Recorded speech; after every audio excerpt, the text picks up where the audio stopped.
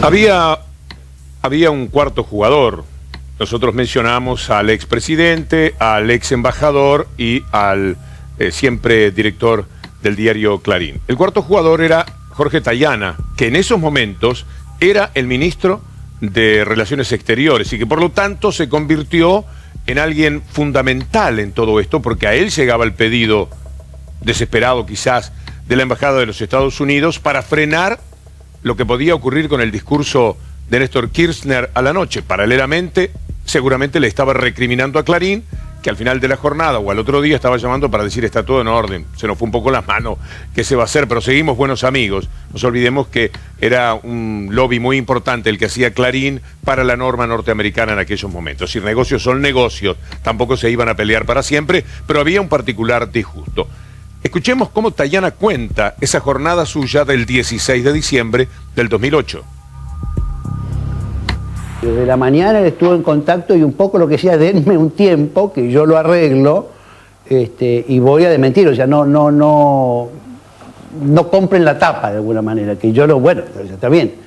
Está claro que es una operación, así que está claro que lo que dice el informe no dice eso, pero no basta eso, porque finalmente, si no había una aclaración muy expresa del embajador y si no había una muestra clara de que la embajada estaba en contra de lo que decía el diario y consideraba que eso era no correcto, iba a parecer que bueno, que era simplemente una cuestión de pequeña magnitud. Y para ese entonces, eso es diciembre del 2008, ya había sido la elección en Estados Unidos, que era a comienzos de noviembre, y era presidente electo Obama. Wayne estaba preocupado porque él se daba cuenta, por eso hablamos temprano, él se daba cuenta que tenía un margen muy corto de tiempo para evitar una reacción muy fuerte del gobierno, porque él sabía que nosotros ante esas cosas reaccionábamos muy fuerte y cuando Estados Unidos hacía algo que no nos gustaba, lo planteábamos con claridad, y lo planteaba o el ministro o la presidenta o Néstor, que es jefe del partido y jefe político. O sea que él sabía que tenía un margen muy corto para tratar de evitar,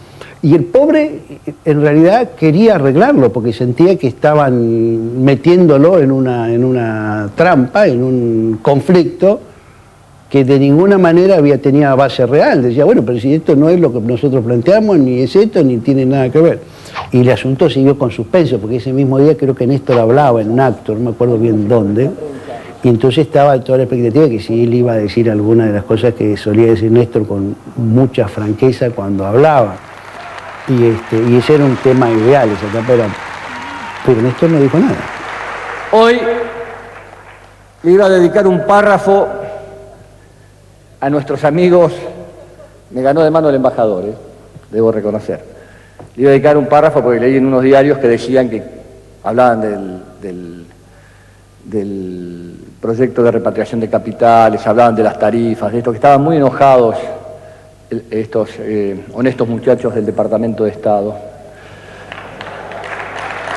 Y yo le iba a dedicar un párrafo, pero señor embajador, quiero ser leal. Ha sido rápido de reflejos y esta vez no me dio tiempo. Y usted dijo que eran inventos de la prensa. Lo dijo el embajador de Estados Unidos, que eran inventos, las cosas que inventarán, para que el embajador de Estados Unidos diga que la prensa inventa. Pero bueno, aclaremos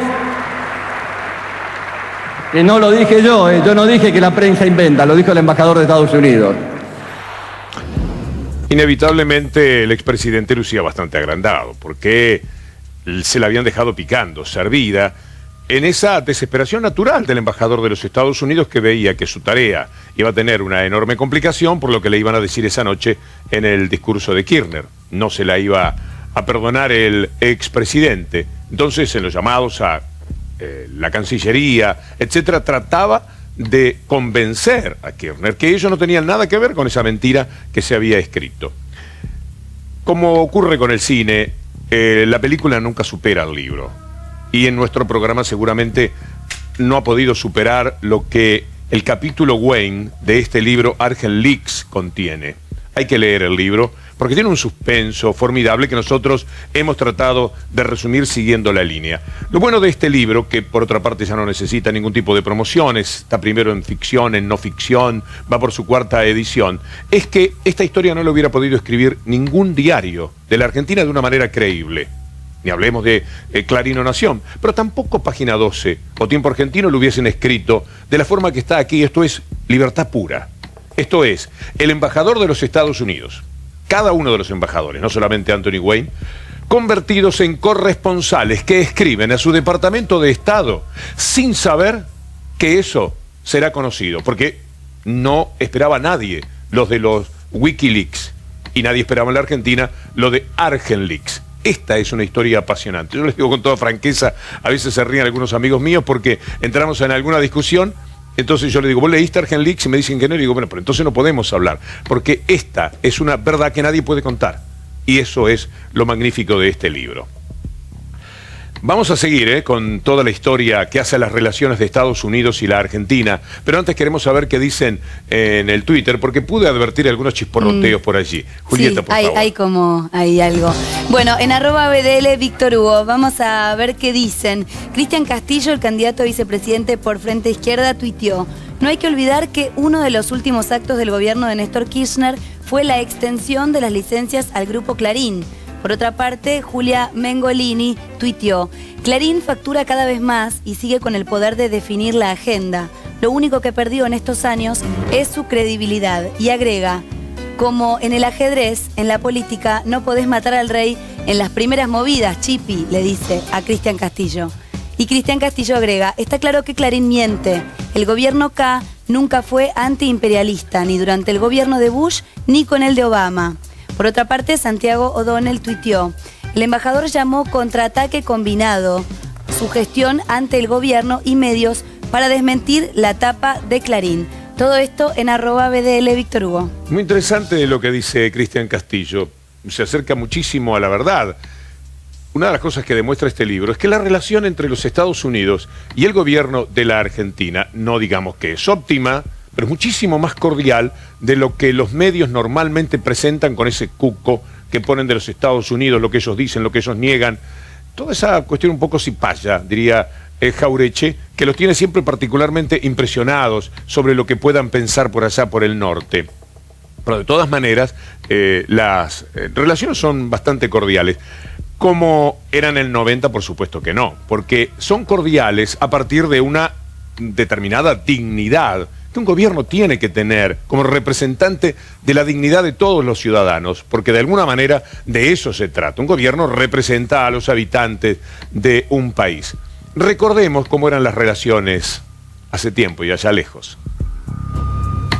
Las relaciones bilaterales entre la Argentina y los Estados Unidos han dejado algunos eslogans y frases célebres. En 1946, el embajador norteamericano Spruill Braden fue el principal operador político que diseñó la conocida Unión Democrática, una alianza electoral que reunía a la Unión Industrial Argentina, la Sociedad Rural, la Unión Cívica Radical, además del Partido Conservador y parte del socialismo y del Partido Comunista. El objetivo de esta alianza era uno solo: vencer a Perón en las elecciones de febrero. Perón no tardó en crear el famoso eslogan de campaña: Braden o Perón. Durante la última dictadura se envió al país una comisión de derechos humanos impulsada por el presidente Jimmy Carter. Los militares argentinos reaccionaron mandando a imprimir 250.000 calcomanías con el eslogan: Los argentinos somos derechos y humanos.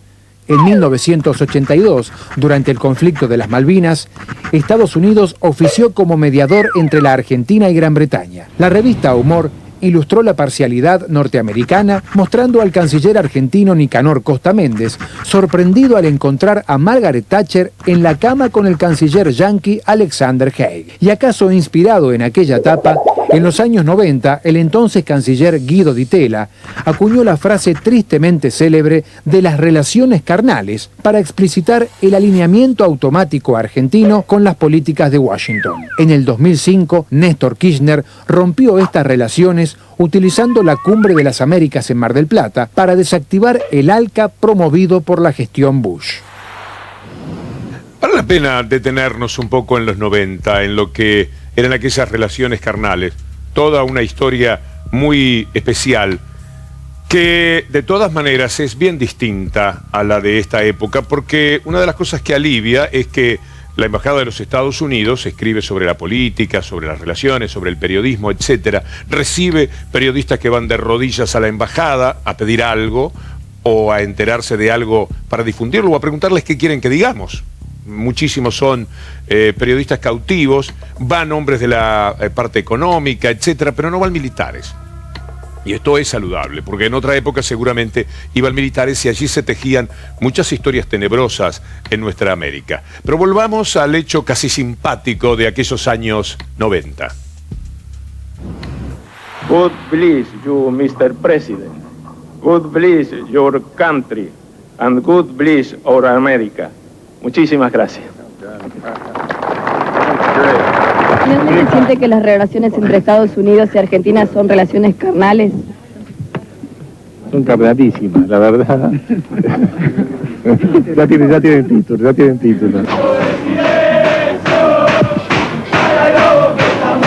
Pero vengo de la grave anunciar que encontraron la tortuga. ¿Se la había perdido?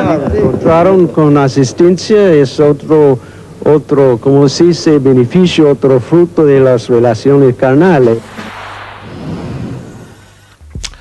Esas eran las relaciones, pero como decíamos antes, no siempre se manejaron en esta cordialidad que se desprende de lo que cuenta Santiago O'Donnell en Argent Leaks. En otras épocas eran más tirantes. Hace no mucho tiempo vi la obra de teatro con el formidable Luis Brandoni, ¿Quién va a pagar todo esto? La obra que habla de la maravillosa personalidad que fue en la historia de la política argentina Arturo Illia.